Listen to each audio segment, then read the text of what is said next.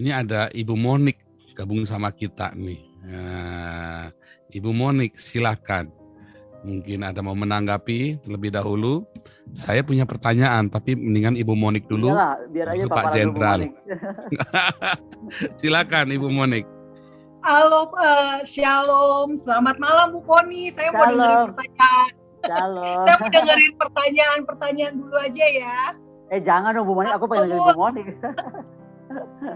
Pak Paul, dengar pertanyaan aja dulu.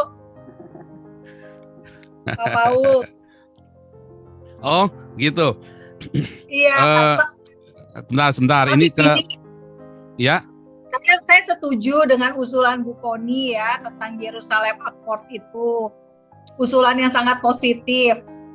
Karena memang harus ada langkah konkret ya buat kita Indonesia ini berperan. Jangan hanya selalu kami menuntut gitu, kami ingin Palestina merdeka tapi tidak ada langkah konkretnya. Itu satu. Tetapi yang menurut saya yang perlu dilakukan adalah kita harus posisinya jelas dulu nih. Kedubes Palestina di Indonesia itu legal apa enggak sih?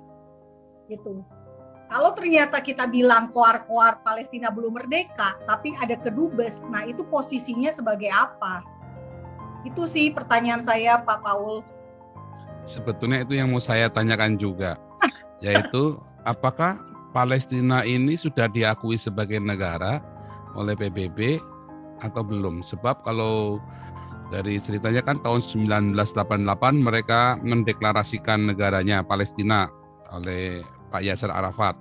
Kemudian tahun 2012 ternyata itu sudah menjadi ada bendera Palestina di PBB dan dijadikan anggota tidak penuh. 2012 diterima sebagai negara yang berdaulat oleh PBB, Pak. 2012. 2012 ya? Ya, 2015 baru benderanya berkibar. 2015-nya benderanya berkibar.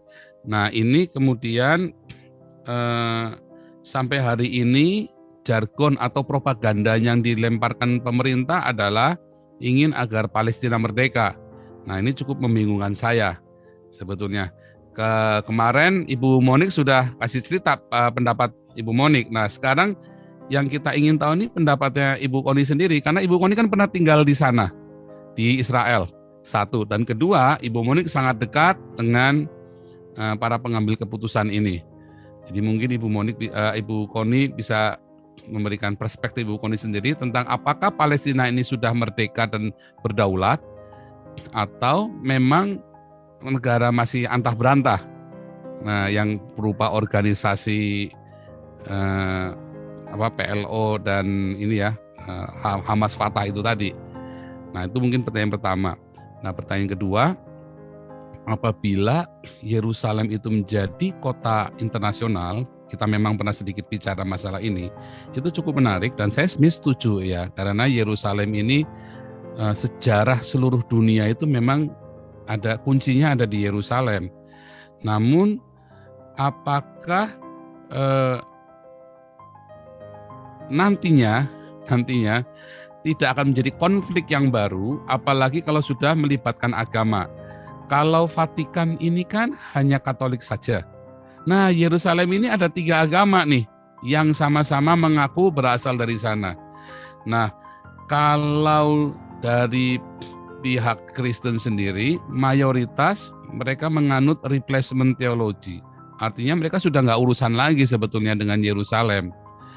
Kalau dari Kristen mainstream ya, hanya beberapa orang Kristen dari beberapa aliran seperti Mesianik dan beberapa gereja karismatik mungkin seperti saya termasuk ya yang mendukung atau menyatakan sebuah dukungan terhadap Israel, dan tentu saja yang ada di Zoom ini kebanyakan sangat cinta Israel. Nah, nanti konflik ini menjadi cikal bakal perang agama di dunia. Itu dalam pemikiran saya. Tapi mungkin Ibu Koni berpikir yang berbeda. Mungkin 2 itu dulu saja Ibu Koni. Jadi nggak ada yang paparan, ini cuma aku. Oke. Gimana ya? Kalau saya tuh pokoknya pertama saya melihat justru kalau kita nggak mengambil langkah konkret dan hanya sekedar menghimbau tadi itu akan terus ini bergulir gitu. Yang saya khawatir makin lama akan terus digunakan tadi, tanda kutip ya, apakah untuk motif politik tertentu atau untuk gerakan tertentu atau memecah sebuah konsentrasi tertentu gitu kan. Karena itu bisa saja dilakukan kan. Nah, kalau ditanya sekarang tentang apa status Palestina, harusnya memang Pak Zhang tadi mengundang ini either dia Komisi 1 atau dari Kemlu. Ini menarik loh Pak Zhang. Maksud saya akan coba bicara sama Kemlu, mungkin dari bagian wilayah Eropa mungkin bisa hadir ya, karena kejelasan tentang Palestina yang dipertanyakan oleh Bu Monik dan dipertanyakan Pak Zhang juga rasa-rasanya kita semua bertanya kok. Saya sendiri belum tahu jawabannya, terus terang aja. Jadi bagaimana kita melihat status itu dan bagaimana kita memperlakukannya. Tapi kalau kita lihat dari PBB sudah diakui, harusnya dia berdaulat, sudah gitu kan harusnya. Jadi pertanyaan tentang bagaimana memerdekakan Palestina itu merdeka di mananya kan, begitu pertanyaan Pak Zhang kan. Ya. Nah itulah yang kita juga sebenarnya bertanya, sama kita kebingungan sebenarnya sama. Dan kenapa kebingungan kita yang sama inilah kita kemudian bergabung di sini dan mencoba mungkin kita cari sudut yang mungkin berbeda tapi kemudian bisa disampaikan, sehingga saya akan coba sekali lagi karena saya bukan orang Kemlu, saya nggak bisa mewakili tentang pandangan itu ya. Ini resmi harus dari Kemlu. Bagaimana sebenarnya posisi Indonesia sebenarnya melihat masalah itu juga sekali lagi sangat menarik. Bagaimana negara sudah jelas berdaulat, diakui PBB, tapi dianggap hingga hari ini oleh kita Palestina belum merdeka, kan itu kan. Nah, kedua terkait tadi yang disampaikan Pak Zhang tentang posisi Vatikan. Betul sih Pak Zhang, Vatikan memang hanya agama Katolik, ya kan. Tapi kalau nggak salah, sekali lagi jangan salahin saya nggak terlalu paham ya. Tapi sejauh saya Katolik pun juga kan ada terbagi beberapa Katolik gitu kan. Nah, mungkin memang bedanya bagaimanapun masih satu rumpun. Tapi yang kedua menarik dari Vatikan, sekali lagi saya cuma melihat bagaimana saat itu menyelesaikan kekuasaan Paus yang sampai panjang kekuasaannya, kemudian menjadi kecil juga wilayahnya, itu kan juga nggak hal yang mudah. Sekali lagi saya belum menemukan kota lain ya atau sejarah lain yang memiliki cerita seperti ini. Kalau pertanyaan Pak Paul tentang jika Yerusalem kemudian dibagi menjadi beberapa agama, kok saya tuh berpikir positifnya gini Pak Zhang, di makam Daud ya kan, itu kita semua bisa datang ke situ bersama-sama beramai-ramai dan nggak ada apa-apa tuh gitu kan, nggak ada keriuhan gitu. Jadi kita dengan tertib mengikuti aja ritual sembahyang di makam Daud dengan beragam kotak-kotakan wilayahnya itu. Sekali lagi ini kan kita belum mencoba, karena saya merasa kita sekali lagi sudah sangat kehilangan waktu. Bagaimana mungkin perintah undang-undang dari tahun 1945 di tahun ini kita masih nggak tahu mau ngapain. So this is actually my wild idea aja. Apakah kita harus tadi bicara dengan Prancis, bicara dengan Inggris, bicara dengan Italia? Mungkin dari situ kita mendapatkan sesuatu. Saya berharap dalam pencarian ke depan ada contoh kota atau contoh beberapa tempat yang mungkin mengalami hal seperti itu. Mungkin nggak selalu harus agama, nggak harus agama juga. Ada beberapa tempat yang bisa dari aliran, kan bisa juga Pak Zhang. Sekali lagi ini kan waktunya kita nggak punya banyak waktu dan memang ini bukan keahlian saya sekali lagi, tapi saya sedang mencoba mencari jalan keluar, karena saya bilang iya juga ya, kalau kewajiban undang-undang kok lama banget kita nggak bikin step yang seksi gitu. Tapi sekali lagi saya di sini bukan mengajari, saya malah berharap semua yang mengangkat tangan di sini bisa memberikan masukan kepada Kementerian Luar Negeri, sehingga Kementerian Luar Negeri mungkin terbuka wawasannya, kemudian juga mau mencoba. Saya rasa posisi saya di malam ini begitu Pak Zhang, bukan mengajari, bukan memberitahu, tapi kira-kira kita diskusikan apa sih masukan dari kita semua, apalagi di pengikutnya Pak Zhang ini kayaknya fansnya banyak banget ya. Nah, bagaimana kemudian kita bisa kemudian mencari solusi-solusi lain. Ini kan cuma pancingan aja gitu. Iya, justru itu kita butuh trigger ya, kita butuh trigger karena selama ini kan Indonesia maunya satu suara doang nih bela Palestina.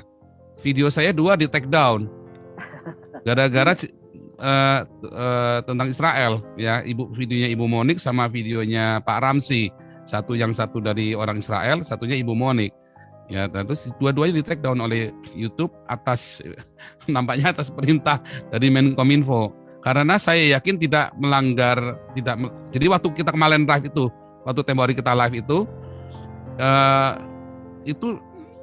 juga di take down juga kan. Begitu saya pindah pakai channel Eropa, nggak di take down. Tapi YouTube-nya gitu. 3 di take down jadinya. Semua cerita tentang Israel semua. Nah ini yang menurut saya menarik ya. Jadi di masyarakat kita tuh kalau mendengar Israel tuh kayaknya udah negatif aja. Dan saya rasa kita nggak bisa nyerah gitu loh Pak Zan. Karena kalau kita nggak mencoba menerangkan ya akan terus itu yang tertanam. Makanya tadi saya kan, sekali lagi ini kajian saya bukan sejarah loh. Tapi saya mencoba memperlihatkan, membagi bahwa nggak mudah loh bicara Israel. Dan kenapa saya tadi menceritakan tentang sejarah panjangnya supaya perasaan atau anggapan bersalah seolah-olah Al-Aqsa harus dikuasai gitu. Itu jangan ada di pikiran kita dulu gitu loh. Ya kan? Karena sekali lagi sejarahnya sudah terlalu panjang. Ada beberapa pengetahuan yang merasa bahwa sebagai kota suci ketiga, maka seolah-olah Al-Aqsa itu tanda kutip betul-betul bagian harus dikuasai. Nah, ada bagus kan kemarin saya sampaikan bahwa ada Ustadz yang menyatakan enggak dong, kalau memang Al-Aqsa itu harus diambil, kenapa Nabi Muhammad enggak ambil Al-Aqsa misalnya. Nah, tapi sekali lagi hal-hal seperti itu sekali lagi kita harus memberi kemampuan atau kesabaran mengedukasi, nggak boleh pakai marah juga Pak Zang. Dan Pak Zang juga mungkin ada bandel sih, pakai judulnya suka mengerikan. Ingat nggak yang kemarin? Jadi judulnya jangan terlalu mengerikan mungkin. Tapi sekali lagi saya tuh melihat satu ya, mungkin Pak Zang nggak sadar ya bahwa di dalam Komisi 1 kemarin dibahas sebenarnya ada hal yang menarik loh. Dalam era kita membahas Israel dalam periode Indonesia dari dulu sampai sekarang termasuk era Gus Dur, di tahun ini loh tingkatan orang untuk bicara tentang Israel secara terbuka lalu mencoba mendukung Israel atau untuk membuka hubungan diplomasi dengan Indonesia tuh tinggi sekali. Nah artinya kan Pak Zang, we have to try gitu. Apapun perkembangannya yang penting kita tuh tugasnya hanya mengedukasi dan share sesuatu agar kita tuh nggak berantem gara-gara ribut negara orang. Kan aneh nih, negara orang yang perang udah damai kita malah masih berantem. Itu aja yang tadi saya harapkan. Kalau kita semakin terbuka membahasnya, kemudian wawasan kita juga dibuka, kita sabar menghadapi yang tidak mengerti, pakai doa juga lah Pak Zang, pasti bisa kok. Tapi dari saya akan coba ya Pak, sekali lagi nih, saya akan coba bicara dengan Dirjen Amerop. Saya rasa Dirjen Amerop juga mungkin udah waktunya bicara kalau memang kita mau membahas ini dari pendekatan berbeda tadi. Demikian Pak Zang. Itu tadi. Betul ya, jadi saya setuju. Jangan mereka udah damai, kita masih berantem di sini. Karena dari salah satu video yang di take down oleh Menkominfo, Pak Ramzi itu cerita, ini habis sekarang ini nih ya, lihat nih kita sekarang perang. Minggu depan kita udah duduk di Starbucks rame-rame. Berdua, orang Palestina dengan orang Yahudinya. Dia bilang begitu. Nah ini kan lucu kan.